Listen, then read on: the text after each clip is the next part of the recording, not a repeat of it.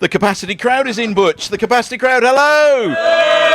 Happy New Year, Happy New Year, and Happy New Year to you as well, whether you're watching on YouTube or listening on podcast, and welcome to our first edition of Life's a Pitch TV for the brand new year. Good to have you along with us. What a year 2023 was for Ipswich Town. We're hoping for more of the same in 2024. Just some shout-outs first of all before we get underway. Our main sponsor, DPS Tech. A massive thank you also to our other sponsors, All About Hearing, marketing company Ginger Pickle, Forward Floors, Come Hither Design, the Hudson Group, Sound 4 Pro Audio, Venue 16, Fred Olsen Logistics, John Keeble Cars in Bramford, and the Dove in Ipswich. Without them, we couldn't be here with you on a Thursday night. Let me introduce you to the team. It's only Terry Butcher. No Russell Osman this week, but he'd love a cheer anyway. Phil Ham would love one as well from twtd.co.uk. And so would Richard, John and Mark and Leslie, who are all behind the scenes, and they would love a big cheer and everything as well. That was almost rehearsed, that, wasn't it? What a crowd, Butch. It's the best crowd we've had this year. We haven't had a crowd so far this year, we haven't, so this is the best one, yes. No, I know. But they always seem, I must say, the crowds have just been fantastic. Incredible. They really have. I yeah. know. Every week is full. They drink the beer. I mean, they come in and get refreshed, but they're all behind the team. You can see that, and it's resplendent in their shirts. I think word has got out, actually, that this is a warm room with beer and snacks, and it's all for free. I think that's possibly why that we have so many people coming in on a Thursday. Yeah, I think we've got a waiting list, haven't we? We have indeed, yes, we have. But lovely to see you all. You look very handsome, very beautiful, well done.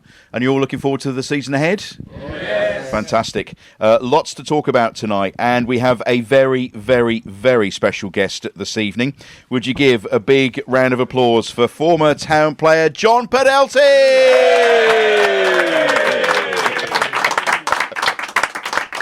Come on, John. Now, not only were you a player for Town, but you ended up as a police officer locally. And I'm looking at our capacity crowd. I wondered why they were moving further back. Any faces you recognise? No, I don't think so. But do you want them to stand sideways on or something like that? I can't say sideways. I'm still under the Official Secrets Act, so I can't say anything. But no, it's a pleasure to be here. So I'm really looking forward to it. Yeah, we've got lots to talk about with you tonight, and lots to talk about as far as Ipswich Town is concerned. You get to watch them quite regularly, don't you? Yes, I have been more this year than, well, not this year yet, but last season, watching them. Originally, I didn't go down every week. Now I am going down every week because of what I do down there to help the ex-players out. But yes, it's all a bit of a, what shall we say? I better got to be careful with my words, haven't I? Because I've been told not to swear. We just have to tick a box. You can if you want. No, I'm not doing that. But now Ipswich are doing ever so well this year, and I'm very, very surprised of how they are doing this year. Did you ever go down there as a policeman? Yes, I did. I was down there quite regularly, as you know. We used to do Saturdays. Even on our Saturday's day off, we had to do football. That was our duty, especially the first 2 years, which was you had to get through your probation. And at that time, as you know, I probably was starting to referee, but I had to give it up because of the sort of Saturday's football. Thoroughly enjoyed it, as you do. You start out the ground and you work your way in like everything else, like the Suffolk show. You start outside the ground, work your way in.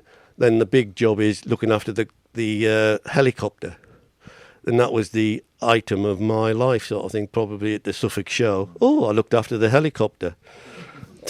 Was anybody famous in the helicopter? Oh, I can say that, yes, but I can't remember who he was.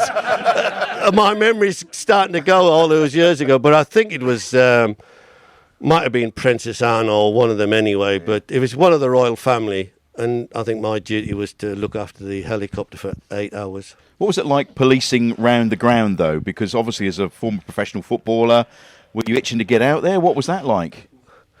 Well, I'll tell you this story. As I say, I was walking around when I just joined the police, as you do with your top hat on, don't you, and your raincoat and everything. And I think it was probably 1986, maybe, something like that, 4 years after I joined in 82. And I looked at this goalkeeper who was warming up for Everton. Then I said, he used to clean my boots.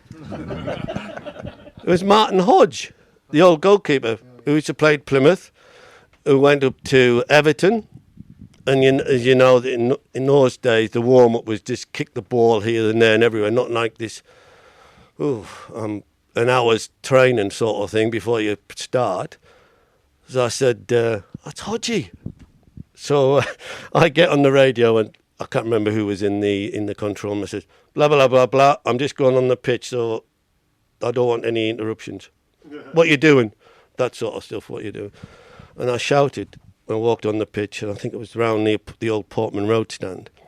And I walked on and I said, Hodgie! And he looked round. And he said, John! And we all had a big hug on the centre spot, don't you? As you do, like this. He said, what?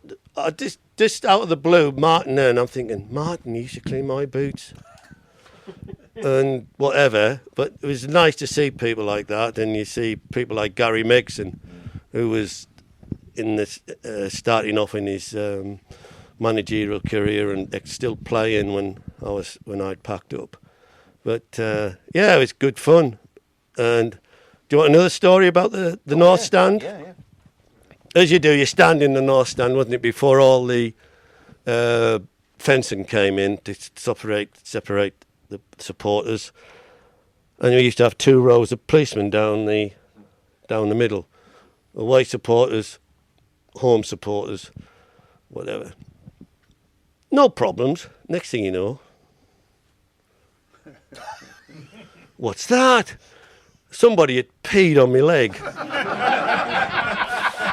and I'm thinking, you know what I mean? And I'm thinking, well, I didn't see who did it. So you can't pull him out and deal with him. So yeah, I was peed on, which is nothing to be famous for, but stories like that, and you're getting in the van and you're going round Ipswich Town Centre. There's punch-ups, more punch-ups in those days than there is now, allegedly. Well, you must have been used to that with Bobby Robson having a few punch-ups with his players as well. True. As I say, with the stories, when I played in the first team, it was always my mate, well, not my mate, but Cyril Lee, the old coach. He said, right, John, first 5 minutes, get close to him and kick him. And I did. And fair enough, it was one of those stories where you get close, try and not kick him deliberately, but make sure you're there, it was called, make sure you were there. And off you jolly well went, he said. And you said, So you were a policeman, you were a referee. Do you like getting abused? Well, I won't say anything about being abused, Terry, but no, I think being a referee is, these days, they've lost the art of refereeing. Would you? I mean, with VAR now, would you have managed VAR? That would be interesting. Well, VAR, you have to go along with it, don't you? You have to go along with what they've got nowadays. But I can see you arguing with the VAR. Really good. Oh yeah, I could. I would. But hopefully, when I was refereeing, I always used to talk to the players, and I think every time I've seen people who different places where we've been to. He says, you refereed me? He said, did I? He says, yeah. And I always used to say, well done, good tackle, that sort of thing. Always talking to the players. And all my instructions were to my linesmen were, if I'm caught out, you're in charge. And I'll go with you, even if it's wrong. And that's what we did. And we had no problems. And I couldn't. But refereeing today, to me, has lost the art. It's all about making mistakes. They've got to make a mistake, and VAR will put it right. And it's wrong. But that's the way things are nowadays, VAR. And these linesmen, I can't call them linesmen, they're the assistant referees, don't make decisions. They will not make a decision. That's where my opinion is. I'm old-fashioned. I'm sorry about that, but that's the way things are. Yep, that's the way it is. Well, I've got some feedback for you already, because you know what it's like doing a local show amongst local people. People know you, John. And Grant Wilson's been in touch. Now, Grant was my old PE teacher at Murrayfield Junior School when I was growing up. And he's been in touch. He says, you were a brilliant referee, managed the game with humour, knowledge and common sense. Top lad, he says. So, yeah, I think that's, that deserves a... Thanks very much. Yeah. Thanks very much. And don't worry, I've got a few more comments, but we'll save those for later. Yeah, all right. Oh, it's just like, I'll say this now in the police. When I was in the police, if you dealt with somebody how you wanted to be dealt with, you'd done your job. And I've always, like we were saying before we came on air, that you're speaking to people, how are you, John boy? I'm fine. And it's sort of, oops, nearly knocked that off. And that's the way it was. And hopefully, I'm thinking back, I never ever dealt with a stabbing. In these days, it's all stabbings and knives. Yes, you have a good punch-up, don't we? When we were in the 80s and 90s, we had a good punch-up, but there's none of this stabbing people and killing people. Yes, the only people that were killed were the people who were murdered, put it that way, but we never dealt with anything like that. I can't remember ever, unless I was not given the jobs to deal with, of dealing with stabbings. That's the way things are. That's the way the world is nowadays. The world has changed, sadly. Look, we've got a lot to talk about. We're going to come back and talk some more about you and your career. But it is time to take a look at the season so far. And this is brought to you in association with the Dove in St Helens Street in Ipswich.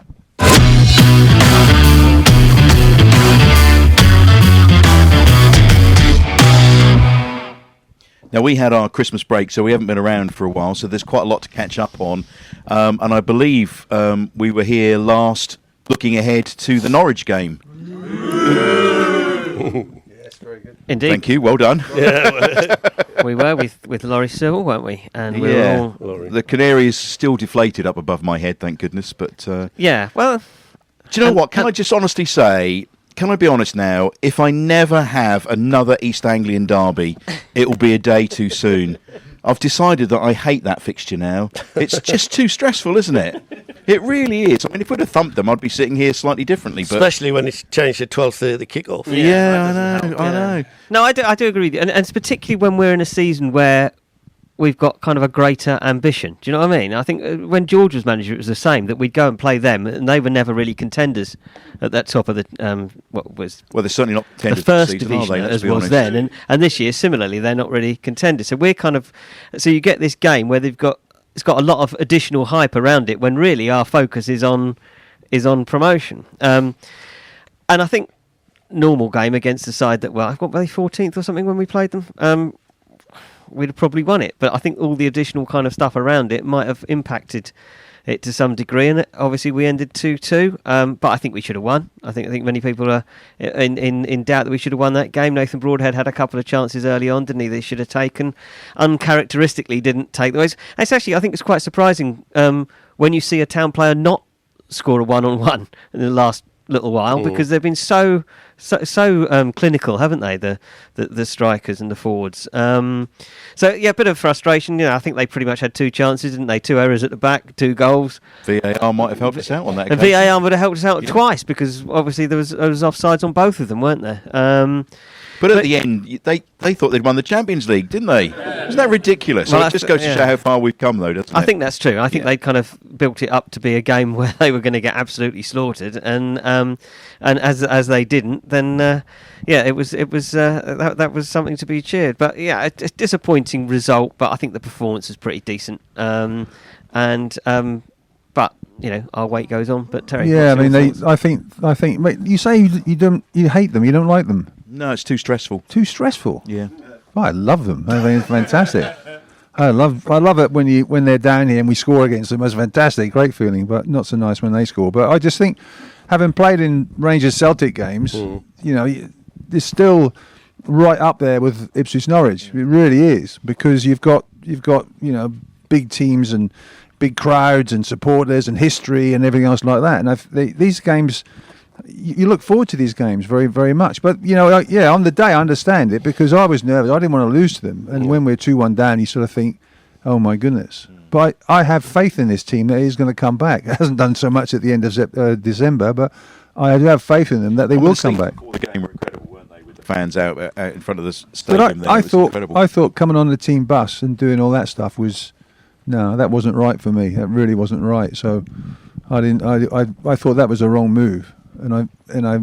Why? If anything, because you haven't won anything. Like you're going for a promotion last year. You win the game, you get promoted. We know about that, and it was something special. You win the game against Norwich, you don't get promoted or anything else. Nothing's decided, and it gave me a feeling of being a bit cocky and a bit arrogant and a bit like we are Ipswich and we do this and we do that and all that. And I think that Norwich. If I was a Norwich player, I'd have said, look, they think they've won it. They think they're going to get promotion. They're Billy Big Time and all that sort of thing. So I would have gone in, sleeves rolled up and ready to get stuck in. But I love them. It's brilliant. I play them every week. Would you not play Norwich every week? Yeah.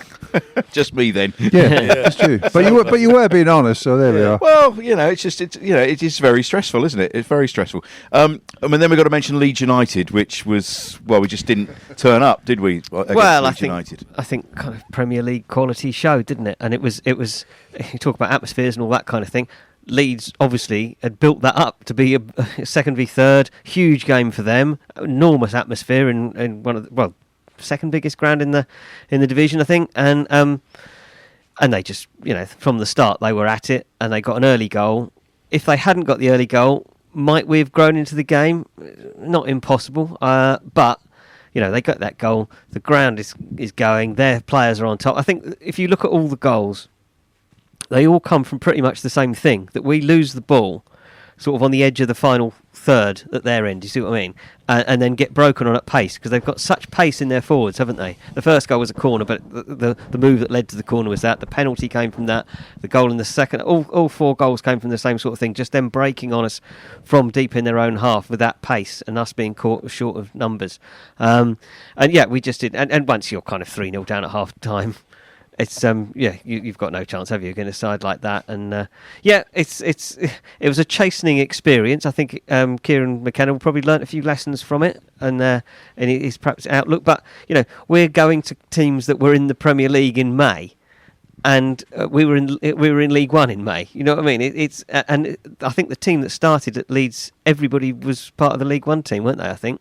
So it shows how far we've gone, and the fact that we're trying to go toe to toe with them rather than in the way that Norwich came and rather sat back against us. We're going toe to toe to try and beat these sides, and obviously it didn't work out that day. But we'll come to a subsequent game in a moment, won't we? Where we played the team at the top of the division, and let's come to them now. Boxing Day, Leicester. Well, then yes. So we've lost 4-0 at Leeds, the team in third, and we've got Leicester City, who are top of the league and flying, and I think pretty much all of us would say that they are almost certainly going to win the league.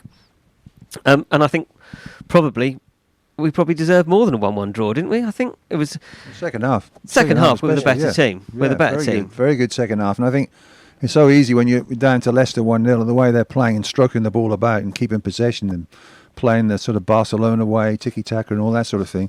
And you sort of think, well, it's hard to get the ball off them. But I thought they persevered really well and showed a lot of courage and a lot of guts to get back in the game and could have won it. What do you think of that one, John? Well, I didn't go to it, as you know. As I say, I watched it on the TV. I thought Leicester were the better side, the whole game, personally. And I thought Ipswich were looking to get a point. But where the table doesn't lie. They first, Ipswich is second. So they must be playing some good stuff, mustn't they, to get to be second place. But all I'm going to say is I don't know if he has a plan B. That's my opinion, and I'll always stick with it. He brings on players which are the same, but they're doing it well. So what am I? I don't know anything, do I? So I'm just giving my opinion that... Well, you were a policeman, so I mean... That's true. That's true. Yeah, I was a policeman. And a referee as well. But do you think that's what he's trying to do now? Is perhaps add a bit of variety or a bit more... I think again, coming on a bit further on another game, guile, I think, is the thing. We see the game on Monday against Stoke when they were Quite down a word for you, Phil. Yeah. Guile. Guile. Well done. It's not that long a word, to be fair. No, it's just... Marmalade, there's a longer one. No. Wheelbarrow. Very appropriate, yeah. And we played against 10 men for 23 minutes or whatever it was, 27 minutes or 23 minutes. And they just packed their penalty area, and we just couldn't find a way through. And I think this is your point, really, is that we just keep trying to do the same thing.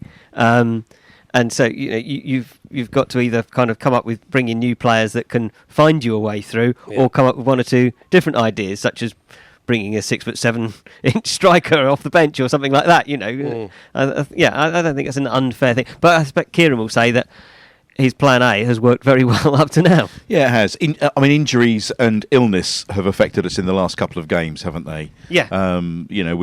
We've seen players come in, and they're not our first choice every week, and we've noticed the difference, haven't we? He's made 22 changes, I think, in the 5 games. It's an average of 4, just over 4.5, 4.4.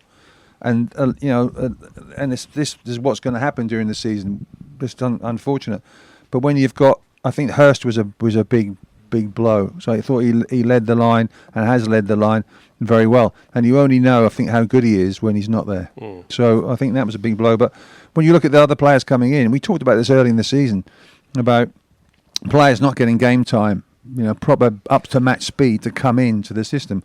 But then we had Connor Chaplin sitting here, the first episode of Life's a Pitch TV, and he said last season when they had a bad spell, not roughly around this time, I think probably a bit later or whatever it was, but he always said that they weren't particularly bothered that much because they weren't losing games, they were drawing games. And I think having lost the Leeds game to then not lose but not play particularly well, and with all the changes, we're still in a great position. We really are. And then you've got games coming. I know we've got Leicester away, but you've got games coming up that get some games. Get some of the injured players back, and I've got a chance. I've always said that the lads who come on, I'm thinking they're not match fit. I'm thinking, where do they get their match fitness from? And once over, Terry will back me up, a long time ago again, we used to play Saturday. Yes, it's all different change now because they've got these squads of whatever they turn out on a Saturday. I think there was 12 of us maybe on a Saturday when we were playing. But if you didn't play in the first team, you played in the reserve side, and you were match fit. So if there was an injury, you come straight in next week and you're up and running.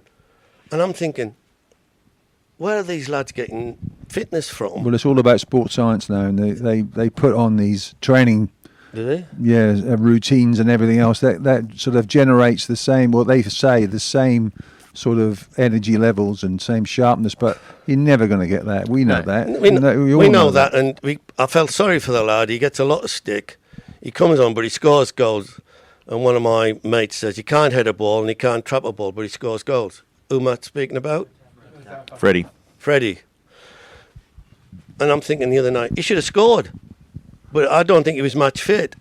And he's not match fit. These players are not match fit. Well, I've actually seen him miss the chances when he was match fit. So it's true, mate. I have as well. But the thing about Freddie is he doesn't, if he hasn't got time to think about things, sometimes he puts it in the back of the net. Exactly. A rebound, bang. He even gets hit in the face and it goes in. But there you go. I think he had a chance in the Leicester game, didn't he? The ball fell to him and he took a touch and then had a go at goal. Whereas I think if he'd been in the team week in, week out, he'd have gone first time because his confidence would have been there. But I think you're right. I think the QPR performance illustrated this. Earlier in the season, we had the game against Wolves, didn't we? And they made 11 changes or whatever, and the players on the fringes came in and we won.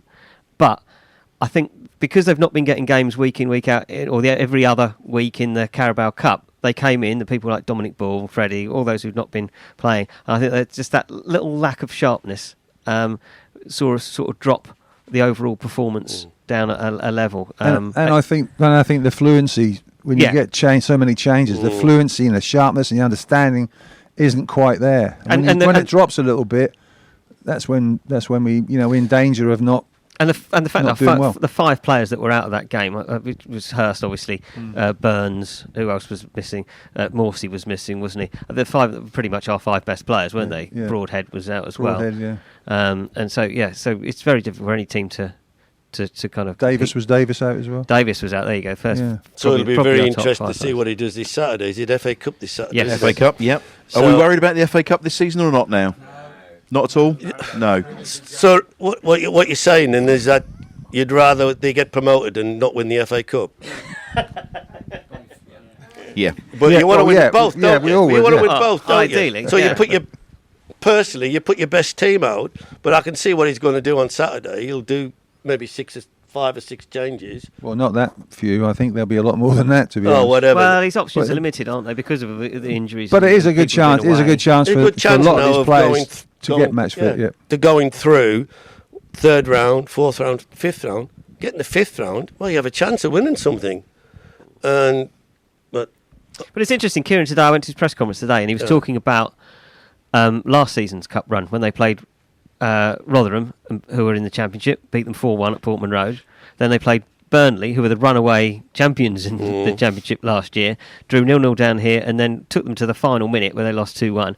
And he said that gave the players confidence. And I can remember Simon Milton saying this about the 91-92 team, that because they had that good run that they went through, and they played Liverpool, didn't they? Took Liverpool to a replay, though they lost, I think they came back from Anfield on the coach thinking, we've given Liverpool a game, and that they grew as a team. And I think Kieran was saying that he thought his team did that last year. So I don't think that he will take the attitude that some of our former managers have taken here, of just kind of seeing it as a kind of imposition, really, the Cup. I think he will feel that he will make changes, because obviously the league is the priority, but at the same time, I think he will pick a reasonably strong side. Okay, well, we've poured over Town. We'll talk about some news later on, We will. the new signing and some other bits and pieces. But back to you, John, and your playing days. Who brought you to Town? Yes, a long time ago, I was scouted by John Carruthers from Carlisle, bless him, from Carlisle. I think he lived in Carlisle. Backed up by Mr. Gray, Ron Gray. And they were the 2 scouts up north, right? So basically, before that, I'd signed for Nottingham Forest as a schoolboy at 15. And I keep saying now to anybody, my advice is you do not sign any paperwork at all, because it stops you going. In those days, it stopped you going to another club. And I don't know what the rules are nowadays about academies and things like that.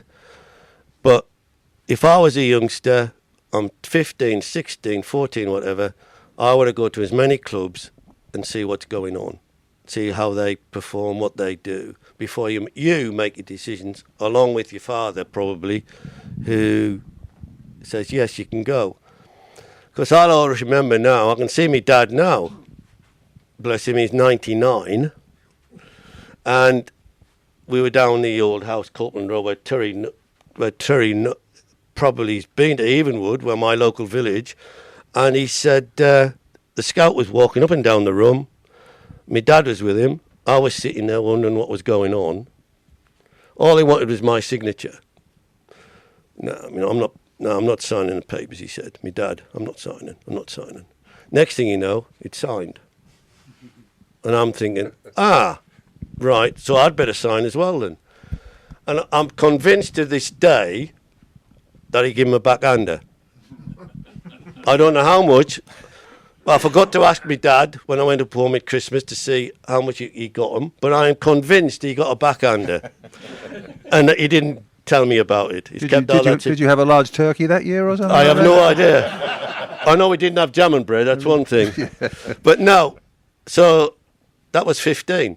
And the year following, I never ever went down to Nottingham Forest, because all they wanted was your signature. So he stopped you going to other clubs. And I said, I'm not having this. So I thought, I haven't been down yet. So what I did, I just toyed up in front of him. Or I did that sort of action. Oh. So after that, I was able to go to different clubs. In the village was a lad called Walter Mayers, who was a scout for Chelsea. And he'd seen me play, but every time he'd seen me play, he said I didn't play very well. But I ended up going to I was going to go to Middlesbrough. So the next thing you know is John and Ron said, come on down to Ipswich with another trial. Did you know where Ipswich was? No. And I looked on the map. I said, "It's down there, farthest point of the world." Did you pass your geography O level at all? No. Yes, I did. Oh, you did. All right. I did. I That's did amazing. pass my geography lesson. That's amazing. I know it is.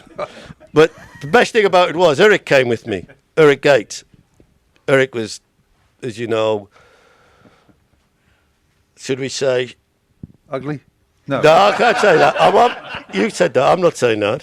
Anyway, I've known Eric since he was about 11. Did he gamble then as well? No, I'm not saying anything. I'm saying, and Eric was 11. We were in the same class at Balliol Modern School or Barnard Castle Modern School. So we've played together since we were 11. We've known Eric. We've played school football, the district side, which you went to, the district, Bishop Auckland district side, Durham County Schoolboys, which, funny enough, Eric didn't get into. I did. Then both of us never went to England Schoolboys, which I couldn't understand. But then we came down here. Coming down, we played at Tattingstone. Tattingstone on the left hand, down the drive on the left hand side. So that was my trial match, and I've still got the original piece of paper with all our names on in a frame in my shed, as I call it, sort of thing. And there's Eric, there's George, I think Stevie Vale, bless him, was on it as well. Me, there's quite a 4 or 5 players out of there came and played for Ipswich. And you also play for England under 16s, is that right? I played for England on the youth team. Yeah, of the youth team. Yeah, the under 18s when I was pro. So, but Eric didn't. I couldn't understand it. Was he too small or something like that, or was there a height restriction? Yeah. No, I know what you mean, mate. Did they think he was a mascot or something? Probably. But he didn't play. But the best thing about... We'll have Eric Gates on the show next week. Yeah, get Eric. Apparently Eric's coming down for the Sunderland game, so you can rib him for that. We'll get a bid in. But as I say... I'll be away for that, yeah. So you had this trial match, and Bobby watching you? I think he was, and whoever was there watching, he offers us an apprenticeship. So you snap your hands off, don't you? And you're thinking, wow. We came down probably another 2 or 3 weeks after that and stayed. And I stayed with Mr. Robson. I call him the boss. The boss. Me and Eric stayed with the boss at Capel St Mary in his house. Did he charge you? No, he didn't. No, we didn't. But we had him out of the house and home, didn't we? Well, he wouldn't have liked that. No, I know that. We soon got out after a month, and then, as you do, you start going round your staying in digs and whatever up our Chantry. So what team did you support when you were a boy? When I was a boy, Sunderland. All right, good. Mackham, but I'm not a Mackham. Everybody says. My brother Michael, he supports Newcastle, and I would dare not interrupt him when he's watching the football, like texting him, because I know what I'll get back. What was your debut? The actual debut was at Chelmsford in the FA Cup against Chelmsford, and that was sometime January, whenever it was, 73 was it? Yeah. League debut was at Liverpool in the same year. We got beat 2-1. Toshak and Keegan were up front.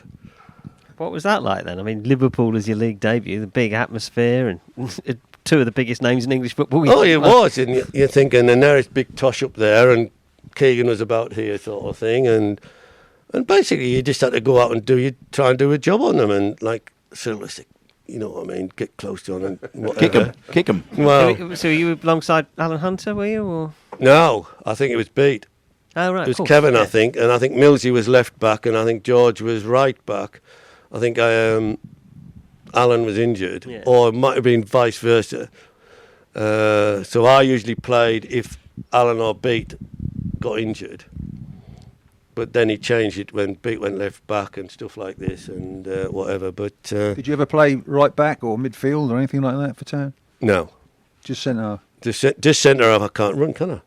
Well, I was going to say that. But That's true. Bit like you. Bit like I me, couldn't yeah. hear. Touche. Is that why so many robbers got away, is it? Yeah, yeah, they did as well. Chase that man, he said.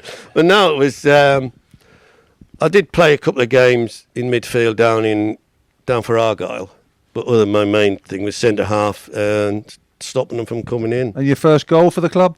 My first goal was. You put me on the spot there now. No, I've got it written down here. Have you? Go on, tell me then. I just want to see if you remember that. Right, my memory's going a bit. First goal. Was it in the UEFA Cup? Ah, yes. When we won 3-0 against Bruges. That's right. Well done. 3-0 against Bruges down at Portman Road. And we go and get stuffed 4-0 over there. But you didn't play in that one. Oh, I played in both of them. Well, that's probably one of the. I know. I can't say that True. But I'll always say that. because you were so slow, like you. I was, yeah. We went over there and everybody thought, well, we won this. And we didn't. And I could see it. I can see what's happening now, that half the players didn't want to know.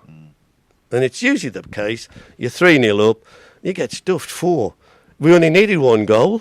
We couldn't get one in, and I was really gutted that we got beat 4-0.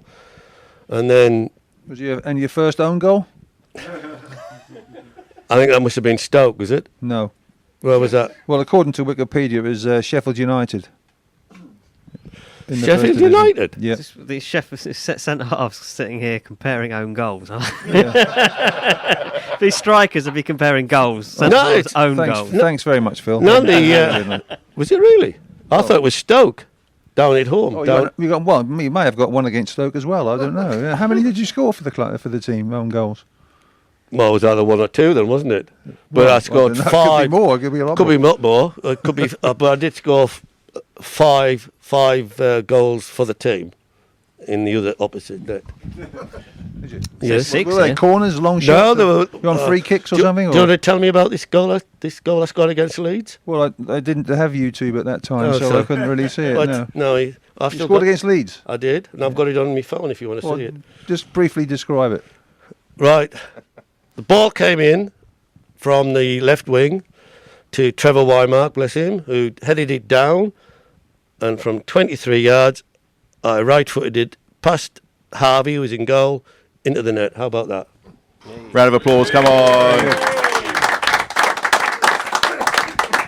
I've scored an own goal for longer than Yeah, I know. 23 yards. So. No, it was. You think of these times, but it's all about fate, isn't it? What happens and It's stuff amazing like that you seem to remember your goal and not your first own goal, but there we are. that. Well, I'll get stick about that. There's a selective memory, but That's there we no, are. it's not. Didn't you have quite a nasty injury at some point in your career? It was Well, fractured skull. yes, or- it was sort of in the middle. I fractured me skull, as they say. It was right in the middle here.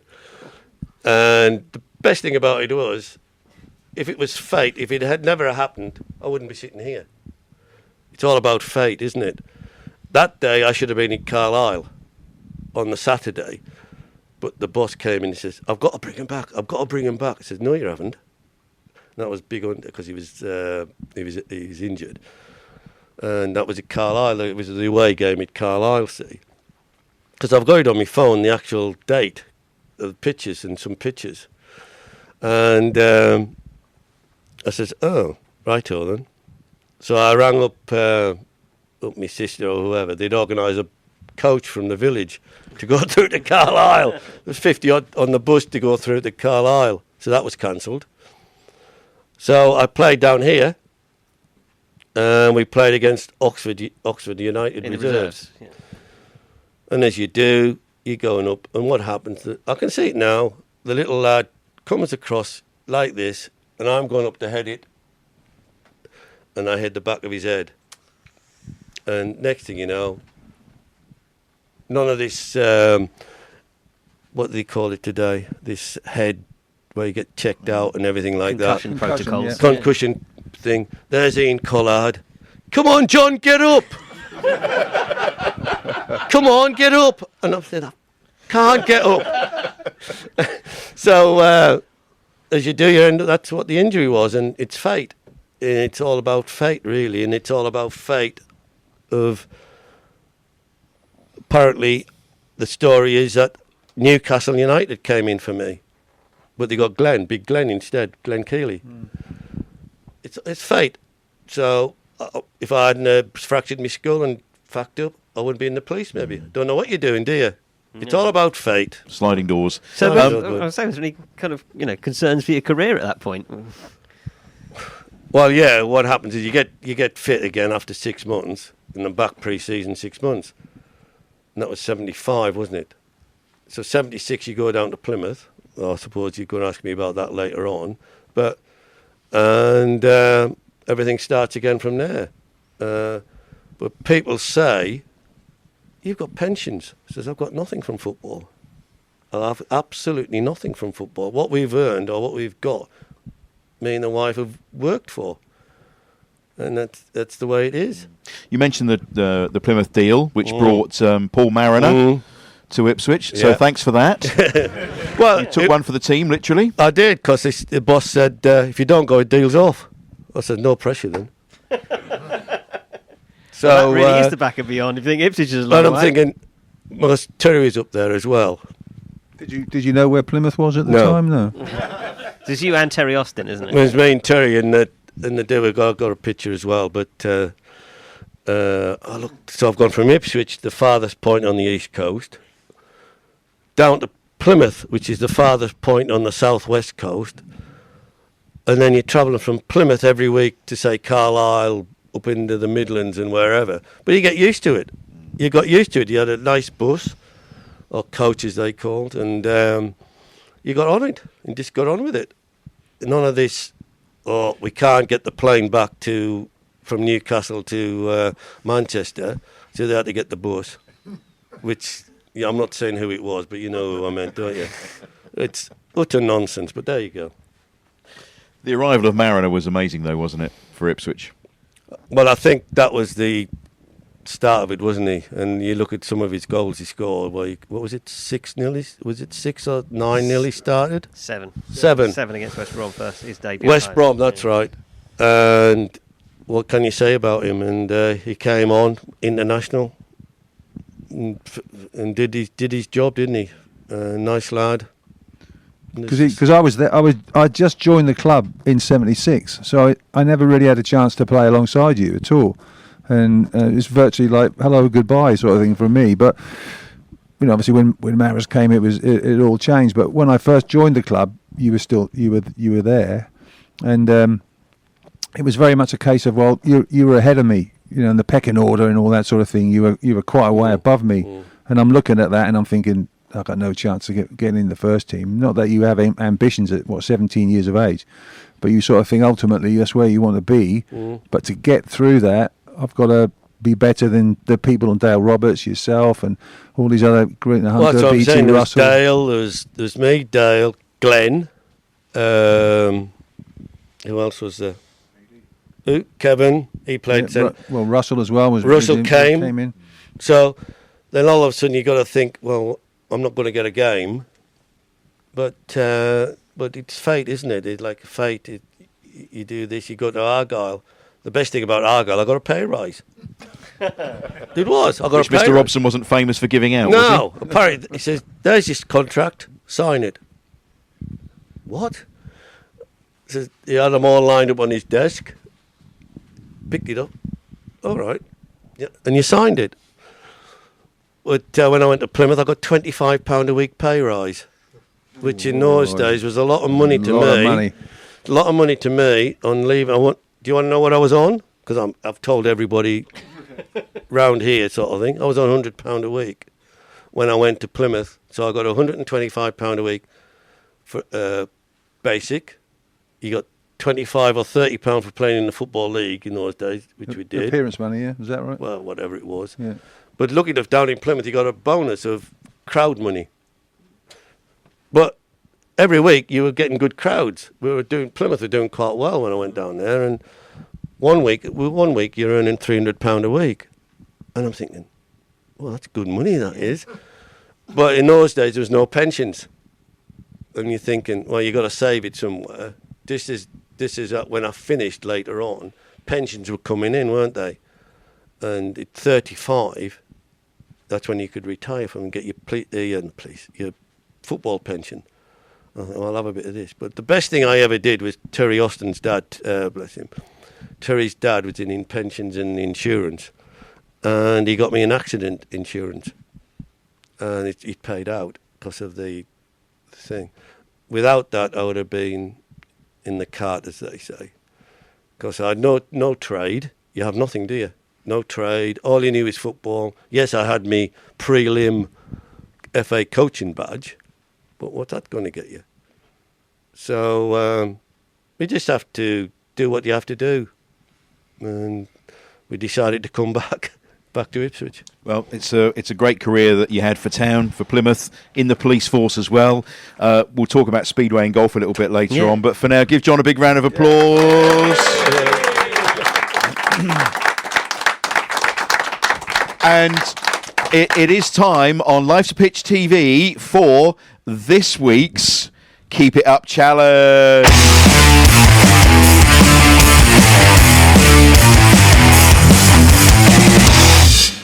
Sponsored by our friends at Ginger Pickle. And John, we have a ball here, and you very kindly agreed.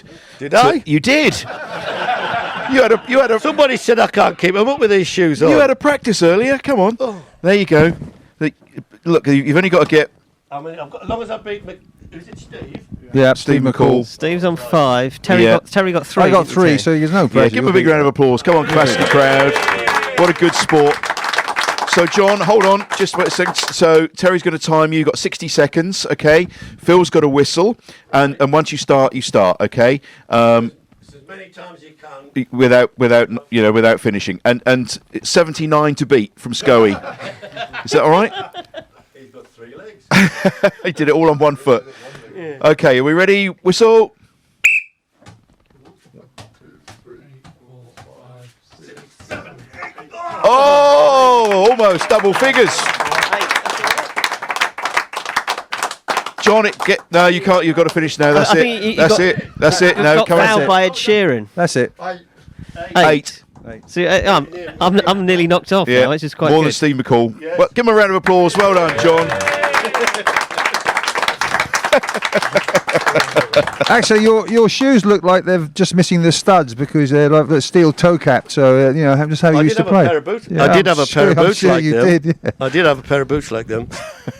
Well done, and thanks to Ginger Pickle for sponsoring that segment of the show. Don't forget, if you are watching on YouTube, smash that like button, subscribe as well. You'll get notifications of when the show comes out.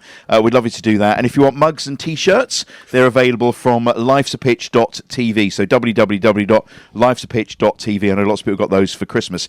Time now for the Town News in Brief, sponsored by John Keeble Cars of Bramford with Phil Ham from twtd.co.uk. Get that news hat on. Come on, here we go.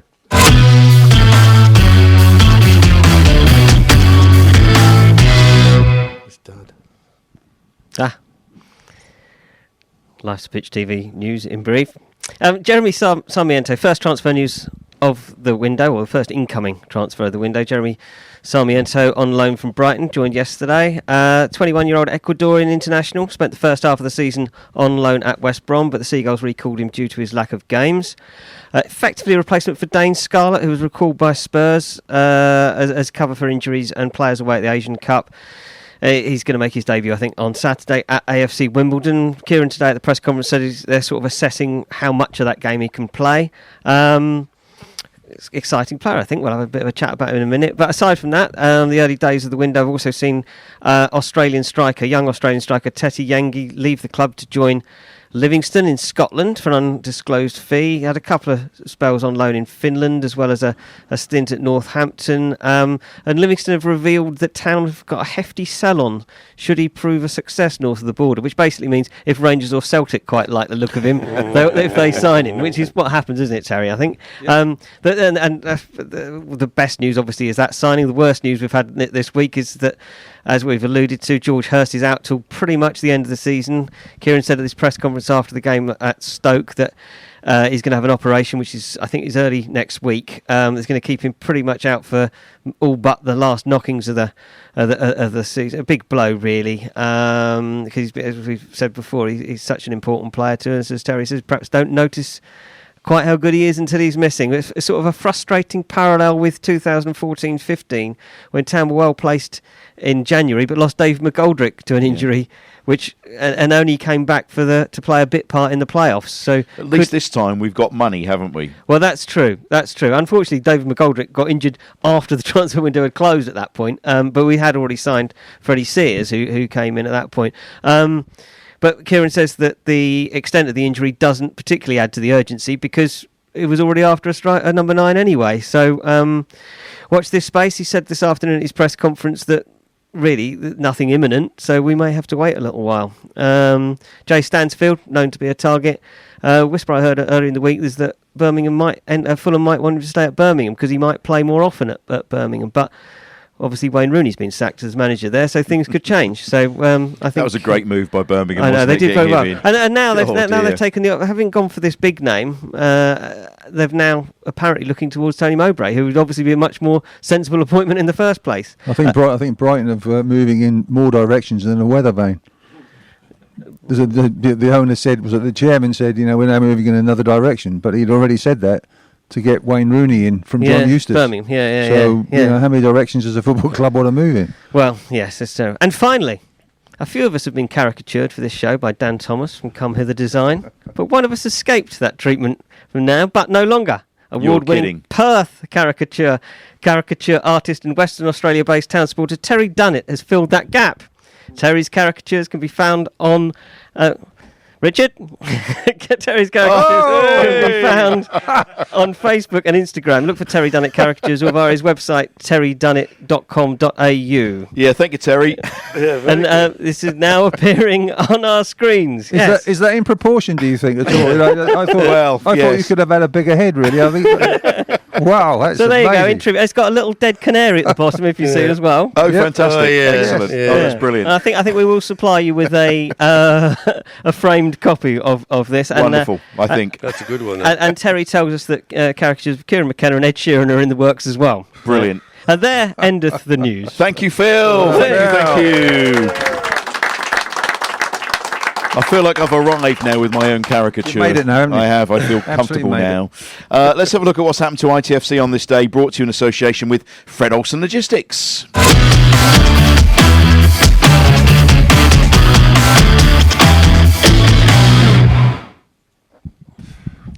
Okay, well, Russell's not here, obviously, so I've got the book. And a couple. Can you read? Yeah, I can read a bit, yeah. It's very small writing, but there we are. It's on Tuesday, the 4th of January, 1949. A certain Michael Mick Dennis Mills was born in Godalming. But it was obviously a very, very small cot he had, and didn't grow much after that. Yeah. Portman Road legend Mick Mills' total of 741 appearances is a club record, and during an illustrious career he lifted both the FA and UEFA Cup. He also won 42 caps for England, captaining them at the 1982 World Cup finals. And there's a picture of the team lined up for the national anthems, and Mills is obviously with the captain's armband, and he's standing just like a soldier would. Impeccable captain. Mills, who later managed Stoke City and Colchester United, can rightly be considered one of the Ipswich Town greats. Yeah, round of applause. Happy birthday, Millsy. Happy birthday. And he's now 99. No, he's 75. I think he is 75. Carried away by your father. We'll keep trying to persuade him to come on. Yeah, have a word with him every week. Yeah, we keep asking. Yeah, we'll get him here one of these weeks. If he's watching this, which is probably way past his bedtime. We would love to see him here, wouldn't we? We would indeed. And Walkie, we keep asking Walkie to come. And we'd have to have a booster seat for Millsy, but there we go. On Saturday, maybe if we get Gatesy as well, we can. Both of them, yeah. If you can invest, it'd be worth spending some money, wouldn't it? Well, yes. You get two people on there for the price of one. Yeah. Gatesy. Saturday, the 4th of January 1964, New York-born Gerard Baker scored a hat-trick as Town walloped Oldham Athletics 6-3 in the FA Cup. Baker was to score 66 goals in 151 Town starts after signing from Hibernian in 63 for £17,000. And finally, on Saturday, the 4th of January 1997, at a snow-clad City ground, the Blues were thrashed 3-0 by Stuart Pearce's Nottingham Forest in the FA Cup third round. The game was notable for Ipswich-born future England international Kieran Dyer's debut. The skillful Dyer made 112 appearances before Newcastle brought him for £6.5 million, slightly different to the £17,000. The highest fee received for an Ipswich Town player. So Still is, I think, isn't it? that's I the think you could be right, yeah. that's the news on the in history for the 4th of January. Fantastic. Jerry Thank you, Baker's Butch. brother was Joe Baker, wasn't he? Jerry Yes. Jerry Baker played for the US, and Joe Baker played for That's correct. Yes. England. England, yeah. Yep. Some comments from our socials for you, John. All right. James Easter's been in touch. James, yes. A lot of people know James Easter in the crowd here. A lot of people know James Easter everywhere. Hello, James. He watches every week. Says you're a big Speedway fan. Is that right? Yes, correct. Yes, I've been watching Speedway since I was probably about 11. Yes, we used to go to the old Middlesbrough Stadium, the Middlesbrough Bears, at the Cleveland Park, with me sister and brother-in-law. That's him. So yeah, I've been watching that and came down and carried on with it, sort of thing. And even went to. She loved me for saying this, but I think we come back off honeymoon in 75. That's a long time ago. And we actually went to the Speedway on Saturday afternoon up at Vauxhall. There was a World Championship round on, I think. So we ended up back in Vauxhall watching Speedway. In those days, she liked it. She doesn't like it anymore. So I wonder why. You know? I wonder why. Yeah, They did well last year, didn't they? yeah. Speedway is just talking to John now. They should have won the double last year, but hey ho, would never have been raced, in my opinion, if it hadn't have been on TV. But there you go. Because it was like they ran the first leg against when Ipswich were playing at home on the Tuesday night, and they never ever do that. So they lost probably about 1,000 to 1,500 people for that night. Still got a good crowd, but yes, they got beat by Sheffield. Whatever. I think they'll win something again this year. Good side, isn't it? Yeah. Ashley Jordan's been in touch. I know John quite well. We live close. Always up for a laugh. Good golfer as well. What, Ashley? No, you. Oh, me. Well, first time I played today for about 6 weeks. But yeah, Ashley's a very good friend. So if you want driveways doing, just give me a ring. Actually, I do actually. So it's quite handy. Ashley's into driveways and other things. Mark Jepson, who was in the police force as well, yes, says what a great guy you are. And Nathan, I was invited to go on a golfing holiday with John, Suffolk Constabulary outing to the Algarve in 2001. Smashing holiday and a smashing gentleman. God, it's a long time ago, isn't it? But well, you say that in my shed, should I say? How big is this shed of yours? About that. Okay. It's I've got scores going back from about 2001. Every trip we did, every year, we've got where we went and the scores and everything. Yes, I do like me golf. Do you never get out of your shed then, because you've got all these scores and everything in there? Yes, I do get out of my shed. Right. Yes. But Apparently, you were captain of Ipswich Golf Club. You were the second Ipswich player to have had that role, along with John Ellsworthy before you. Apparently, I'm reading. It's not here. Ipswich Golf Club, it was Rushmere. Rushmere. Oh, Rushmere, but it was called Ipswich Golf Club, I think, years ago, till they went to where it's at now. It's called Purders and Ipswich Golf Club. Yeah, I was captain in 2010. No, sorry, 2012. Yes. What we haven't touched on is your career as a sports master. Sports master? Yeah. Did you teach PE or anything like that? No. That might be my cousin Morris. Well, Stephen's been in touch. John was my sports master at Sir John Lemon High School in Beccles. Ah, right, that's Morris. Ah. My cousin used to play for Darlington. Suffolk is a village. Yes. Morris used to play for Carlisle and Darlington in the old days, and he packed up, and then he went to be a teacher and became a headmaster. And one of his teaching schools was the John Lehman School up in Beccles. And I haven't seen Morris for about 2 or 3 years. Well, last time I saw Morris was when my dad's 90th birthday. So that's. Well, Stephen says, can we ask you about the Barsham run and the medicine balls? But clearly we can't, can we? No. No, so we'll leave it on that. No, I can't remember that one, mate. Get Morris on the phone. But it's like Morris. You look at Morris and think, hang on a minute. You look at different games and think, well, Morris didn't play, it was me. Because they get people mixed up, don't they? But Morris was a good player. Yeah, he was a good player. Well, so are you, John. We're out of time. Give John a big round of applause. John Peddelty. And we are literally out of time. Thank you, Capacity Crowd. You've been amazing. Best one so far this year, Butch? Yep, easily the best. Easily the best. Easily. By a mile. Don't forget, if you want to keep in touch with what we're up to, check out our socials. That's Facebook, Insta, and X. And YouTube, if you watch, please like and subscribe. It doesn't cost you anything. Just helps us with the channel. And don't forget, if you want goodies, go to lifesapitch.tv, www.lifesapitch.tv. Thanks again to our main sponsors, DPS Tech. We're also supported by All About Hearing, marketing company Ginger Pickle, Forward Floors, Come Hither Design, the Hudson Group, Sound 4 Pro Audio, Fred Olsen Logistics, John Keeble Cars in Bramford, and the Dove in St Helens Street in Ipswich. Thanks very much for watching and listening. We'll be back next week. Thank you, Capacity Crowd, and up the town, everybody!